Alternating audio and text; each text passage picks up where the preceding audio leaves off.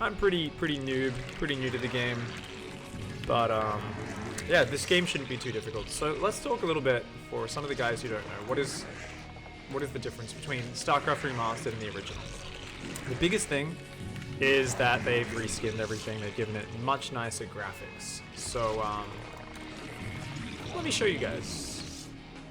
That is what the game used to look like.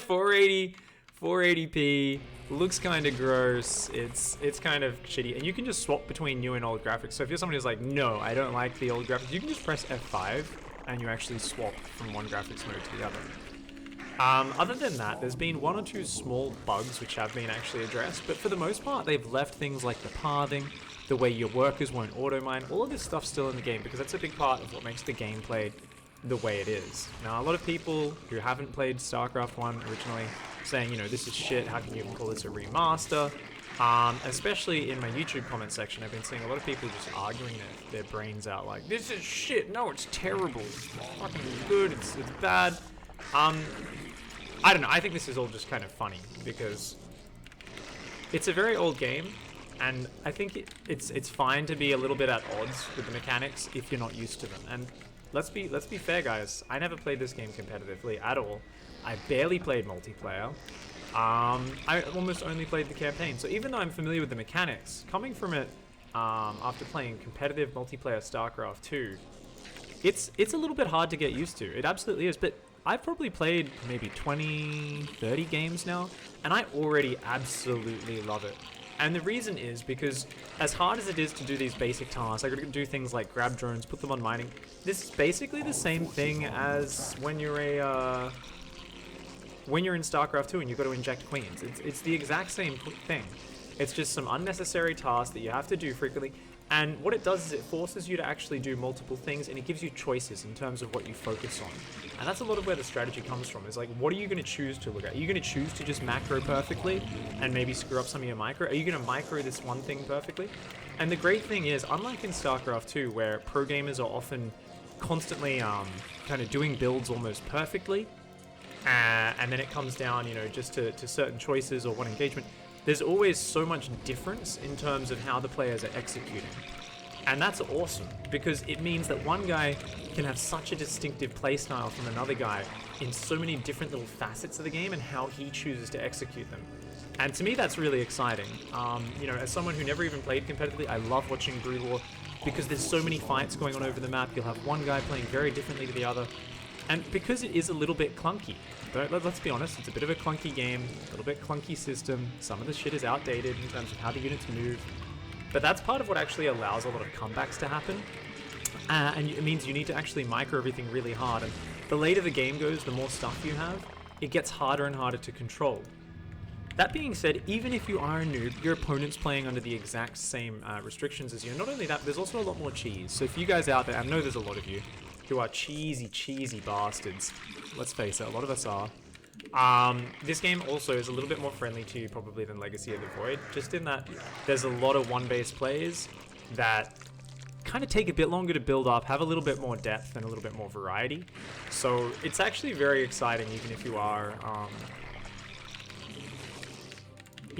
one of those cheesy players. So for now, guys, he's gone 2 barracks on 1 base. I really need to get over there, build a sunken at the front, or he's gonna get in my base and murder me. So I've got Zerging speed on the way. I've got 1 guy mining gas, 11 guys on minerals in the main. Now you've got 1, 2, 3, 4, 5, 1, 2, 3, 4, 10 mineral patches on this map.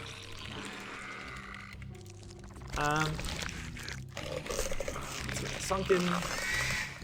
Try and kill that SCV scout. I don't really bother microing too much to do things like kill SCV scouts. Because it's just kind of, yeah. I'm playing pretty casually. So those are the main things with StarCraft Remastered, guys. What else has it really brought to the game? A ranked ladder system. It used to be you'd have to hop into a custom game list and try to find a game, and people would leave, and people would try to cheat and just do all sorts of scummy shit, and generally there's going to be way more kind of anti-hacking systems in place. You guys on gas here, I'll get some lurkers out. Don't want to leave lurkers too much. You can tech up quite fast in this game as well. But yeah, Yeah, that's a couple of the big parts of it. Having a ladder system, you know, it does make a big difference. Oops. This is so number 2 there. I'm going to see if I can intercept a little bit, but no. Yeah, so he's got his Marine Medic push preparing.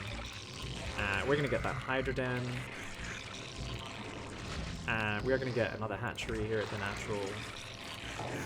I'm going to get... There we go. I'm going to get a 3rd sunken, just to be super safe here. And yeah, this should be pretty good.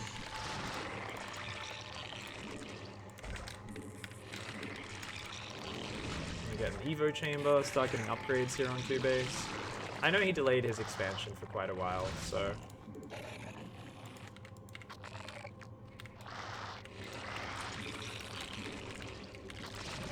Our forces are under attack.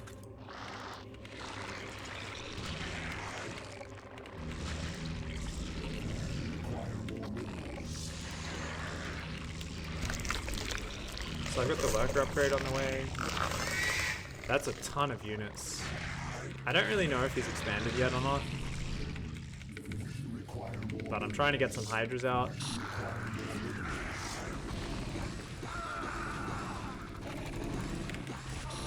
So I don't know if we can defend with this. Ooh, maybe not. Oh shit. Oh man, I thought 3 Sunkens would hold. Apparently not. Apparently not, guys. Needed a few more Zerglings there. My biggest mistake here was not having Zerglings. Normally in this position in the past, I've crushed these attacks. And it's because I always cut off their reinforcements with Zerglings. We see here, I didn't bother doing that. And now I am pretty screwed, I think would be the best way to describe this situation. That's just a few too many Marines. And no broodlings popping out of your hatcheries in this game. Yeah, we did. GG. Well played.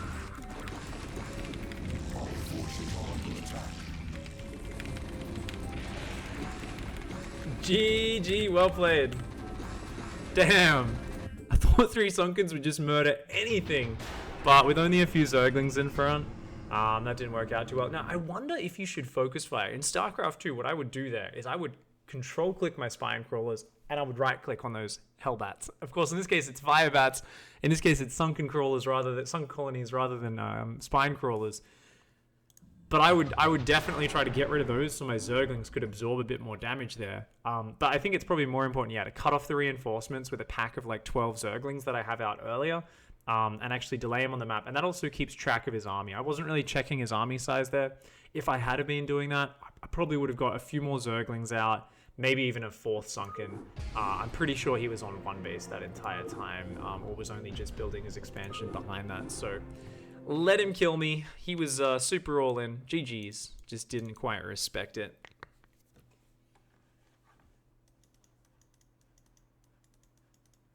If you want to play